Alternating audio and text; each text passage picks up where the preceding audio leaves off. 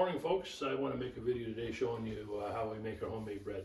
So we made a decision about a month ago to stop buying store-bought bread for various reasons, but ours is more kind of being self-sufficient, not having to worry about running to the store. So I'm just going to kind of go through what we've got here. We bought a bread machine from Amazon. We use the 1.5 pound size loaves. Pretty much make it every day and a half or 2 days. And I'll tell you some of the problems we ran into right out of the gate. First loaf of bread came out like a rock. It looked like a clump in the bottom, literally hard as a stone. I couldn't figure out what I did wrong.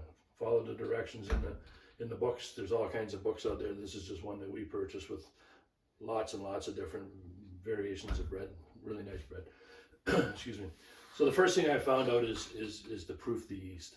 In the books, they all tell you to put the yeast in the bottom of the mixing can, and then you kind of let it do its own thing. And what I found is I take a cup of warm water, a tablespoon of white sugar, a teaspoon of yeast. I use the quick rise, you can use whatever, and you let it proof. That proof means that the yeast is working. So if you look here, I just did this about a half an hour ago.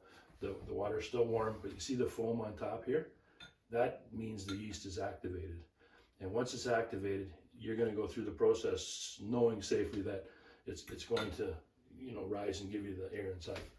Second thing we found out was I was using flour, just regular whole wheat or just regular flour off the shelf. The bread would rise beautiful, look great, nice crust on top. And in the last minute or so, it would just sink, big hollowed out. Tasted okay, cut okay, but it just didn't work right. Did a bit of reading, and they tell you to go to a heavy flour. And what heavy flour is flour has 12 to 15% protein, where regular flour off the shelf is under 10%.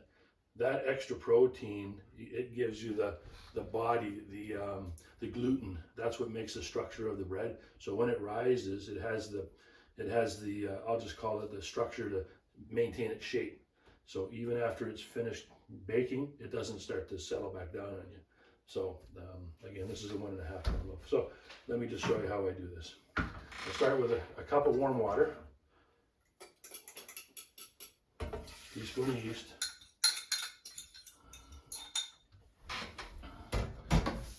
I always add some sort of a fat.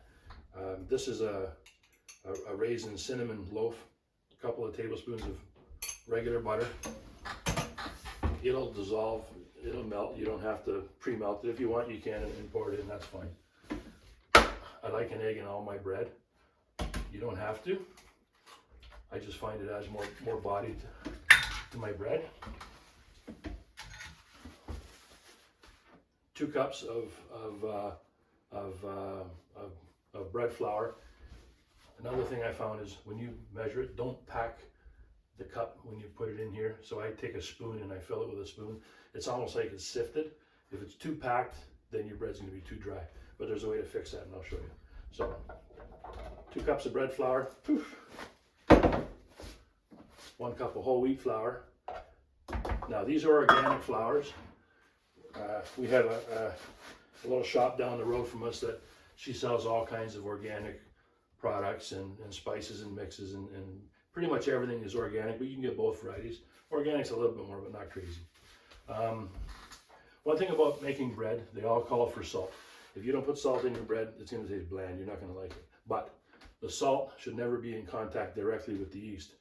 I always put the salt on top later, and it gives the yeast another chance to get working. So put my salt on top. Again, this is a raisin cinnamon.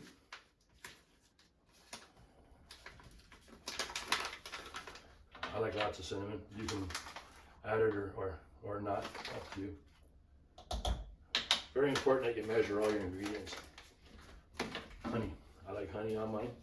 Again, they call for 2 tablespoons, so be careful to measure it out properly.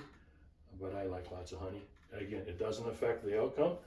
You can adjust this as we go, and I'll show you how. All right, so these are all our dry and wet ingredients. Very simple machine. Put her in, lock her down. Now on the front here, I don't know if you can see it, but there's all different settings for what you're making. So sometimes I'll use this to make pizza. I make my own pizza dough. Usually I just make it in a bowl, cover it, let it rise, and beat it down, roll it out. This is a lot easier for me, a lot less messy. I'll make like a 2-pound batch in here. I'll let it go through the rise and the mix process, which is about 2 hours. The whole time from start to finish on one of these is 3 hours. So at any time in those first 2 hours, it's warming up the mixture to help it rise, but it's not cooking it yet. The last hour is the cooking process. So anytime from the first to the end of the second hour, you can stop this, you can take the dough out. On the dough setting, it'll shut off, so you can just leave it. I've had it rise so much that it actually lifts the lid up like that, and then you take it out, and then you can cut it into balls and let it rise again, or you can roll it out and make your pizza right there. So on this setting here, you just turn the machine on. That's it, #1 setting. You can hear it now. And now what it's doing is mixing all the dry ingredients. After a couple of minutes, I will add my raisins. Again, if you look in the book, it says wait till it beeps. I've tried both, it doesn't make a difference to me. But when your mixture is starting to mix, after about 5 minutes, look at it. And if it looks like it's really dry and crumbly, just add a couple of tablespoons of warm water. I just use tap water. If it looks like it's really mucky and wet, a couple of tablespoons of flour at a time. And if you say, geez, it's still not what I want, you can shut it off, right? Open the lid, have a look at it. Again, it's not cooking the bread yet. Start over. It'll start doing the process again. So I'm going to attach a little video to this one here when I get the bread finished. I'll pull it out and I'll put it on the counter and you can have a look at it.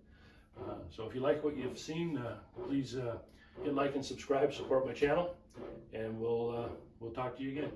Thank you.